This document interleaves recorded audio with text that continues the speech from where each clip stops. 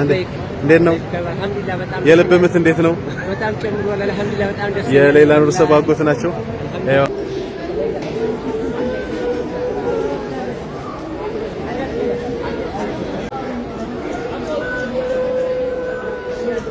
ዛሬ በጣም ደስ የሚል ዜና ነው ይዤላችሁ የመጣሁት። ፋሚሊ እንደምን አላችሁ?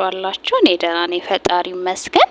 ሰው በመግደል ወንጀል ተከሳ የነበረችው ለይላ ብርሰሞ ለእናት ሀገሯ በሰላም በቅታለች። ክሱ እንግዲህ የገደለ ሰው ያው እንደሚገደል ነው በሳውዲ ሕግና እንድትገደል ተብሎ ፍርድ ተፈርዶባት ነበረ። ነገር ግን ክሱ ወደ ገንዘብ ካሳ እንዲቀየርላት በጣም ብዙ ኢትዮጵያውያን ደፋ ቀና ሲሉ ነበር ነው።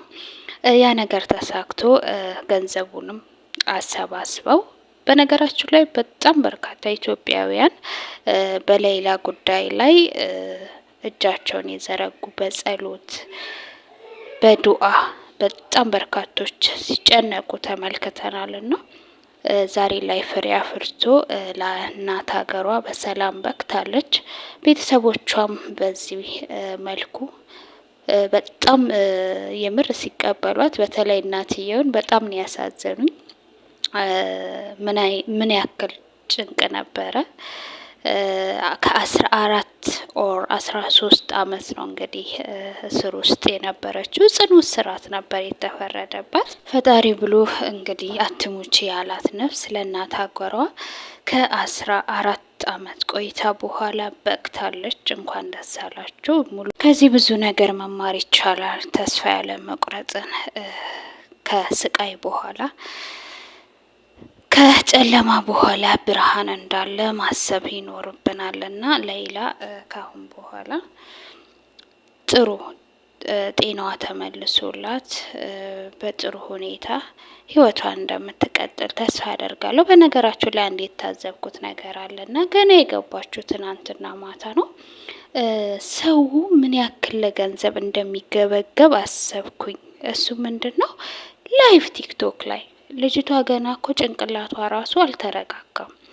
ላይቭ ቲክቶክ ላይ ቁጭ አድርገዋት እንድታወራ ያደረጓት ነገር በጣም ነው የተሰማኝ። ምን ችግር አለው? 1 2 ቀን 3 ቀን ብትረጋጋ። እቺ ልጅ እኮ ገና ራሷን ራሱ የሆነ አለ አይደለ ህልም ውስጥ ያለች ነው የሚመስላት በአሁን ታይም ላይ ማለት ነው። እንደዚህ አይነት ቻሌንጅ አሳልፋ ለእናት ሀገሯ ገና ትላንትና መታ ጎኗን እንኳን ሳታሳርፍ እረፍት ሳታደርግ ቲክታክ ላይ እንደው ምን ብላ እንድታወራ ነው የምታመጧት? የምር ተው ግን ተው። የምሬ ነው የምላችሁ፣ አትንገብገቡ፣ ይደርሳል። እቺ ልጅ መጀመሪያ ትረጋጋ። ላይቭ ላይ ስታወራ ሰምቼ በጣም ነው ያዘንኩት። የምሬ ነው የምላችሁ፣ በጣም ነው ያዘንኩት። በቃ የምታወራውን ነገር አታውቅም ልጅቷ። ገና አለ አይደለ በቃ ምንም ነገር አታውቅም፣ አልተረጋጋችም ገና።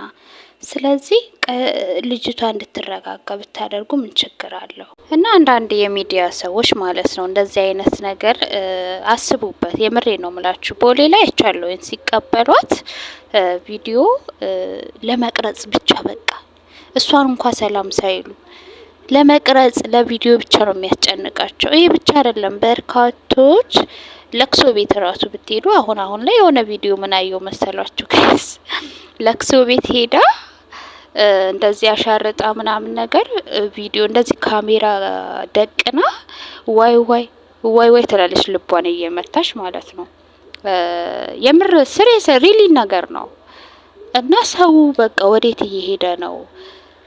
ለምንድን ነው ይሄን ያክል ለገንዘብ መንገብገብ?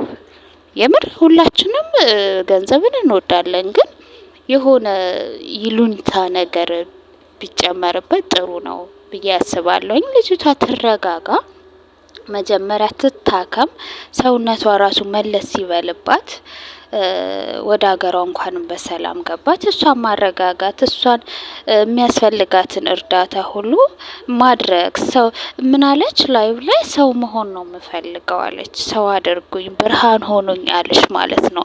እሱን ነገር ለማድረግ ማሰብ ነው ልጅቷ። በቃ ካሁን በኋላ ተረጋግታ የራሷ የሆነ ህይወት እንድትጀምር የራሷ የሆነ ስራ በቃ አይምሯን የሚያረጋጋ ያሳለፈችውን ነገር እንድትረሳ ማድረግ ነው እንጂ ያለብን እንደዚህ እሷን ማጨናነቅ ጥሩ አይደለም ብዬ አስባለሁ። እንዲሁም ለብዙ አረባት ሀገር የምትኖሩ ለእህቶች መልእክት አለኝ። እሱም ምንድነው እንግዲህ አረብ ሀገር ላይ እውነት ለመናገር ብዙ ቻሌንጆች ሊያጋጥሙ ይችላሉ። እንደ እድል ሆኖ አንዳንድ ቤት ጥሩዎች አሉ፣ አንዳንድ ቤት ደግሞ መጥፎች ይኖራሉና ምናልባት እንኳ የማይመቻቸው ከሆነ በጣም አስቸጋሪ ሁኔታ ለምሳሌ የጾታዊ ጥቃት እንደዚህ የመሳሰሉ ነገራቶች የሚያደርጉባችሁ ከሆነ ለቢሮአችሁ ደውላችሁ በመንገር ቤት እንዲቀይሩላችሁ ማድረግ። በጣም የሚናደዱ የሚጨቃጨቁ ከሆነ ደግሞ በትዕግስት ማሳለፍ ነው እንጂ የማይሆን ነገር መወሰን በኋላ ላይ ህይወታችን ላይ ከባድ የሆነ ቻሌንጅ ሊያጋጥመን ስለሚችል ከእንደዚህ አይነት ነገር ራሳቸውን እንድትጠብቁ ላለሁኝ። እድል ነው አረብ ሀገር እውነት ለመናገር ሁሎችም አረቦች አንድ አይነት ነው ማለት ይከብደኛል። አንዳንዶቹ በጣም ጥሩዎች አሉ እውነት ለመናገር ማለት እንደዚህ ስራችሁን ጠንቅቃችሁ ከሰራችሁ ምንም ነገር የማይሉ ማለት አይጨቃጨቋችሁም፣ ምንም ነገር አይሉም። ነገር ግን እነሱ ችግራቸው ምንድነው? የሰጧችሁን ስራ ይሄን ስራ ስሩ ብለዋችሁ ሰርታችሁ የማትጠብቁ ከሆነ እዚህ ጋር በጣም ችግር አለ። እንግዲህ እውነትም ነው። አሁን እንደ ራስ ነው ማየት። እኔ ሰራተኛ ቀጥሬ ያዘዝኳትን ስራ የማትሰራልኝ ከሆነ ያናድደኛል። ምክንያቱም ብራቸውን ከፍለው ነው ያመጡት። የመጣ ነው ለስራ እስከሆነ ድረስ ስራችንን በአግባቡ መስራት አለብን። አንዳንድ ልጆች እውነት ለመናገር 24 ሰዓት ማለት ይቻላል ይሆናል አይደለ ቲክቶክ ላይቭ ላይ ቁጭ ብለው አያቸዋለሁኝና የተሰጣቸውን ስራ ራሱ በአግባቡ ሳይወጡ ይቀራሉ።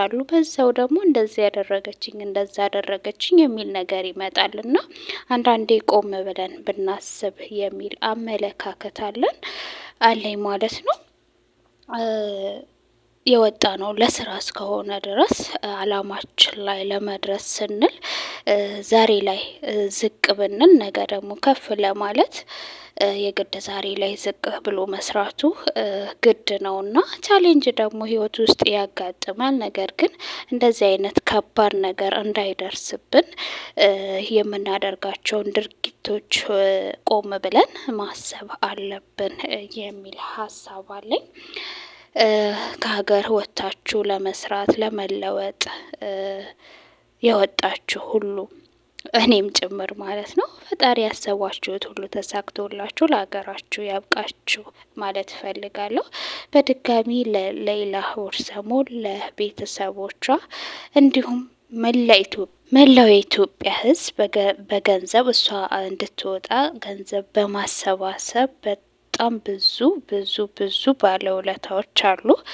እነሱንም ፈጣሪ ይስጣቸው። እንኳን ደስ አላችሁ፣ እንኳን ደስ አለ ማለት ፈልጋለሁ። ሌላ ደግሞ ነገ ሌላ ሰው ሆና ያሳለፈችው ቻሌንጅ እንደ አለ አይደለ በቃ እንደ ተረት የምታወራበት ጊዜ ይመጣል ብዬ አስባለሁኝ።